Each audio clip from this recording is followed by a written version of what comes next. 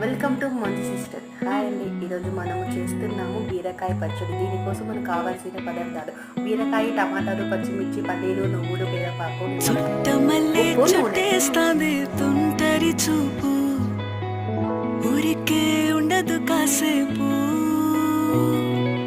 అస్తమానం నీలోకమే నామై మరపు, చితనితి నువ్వే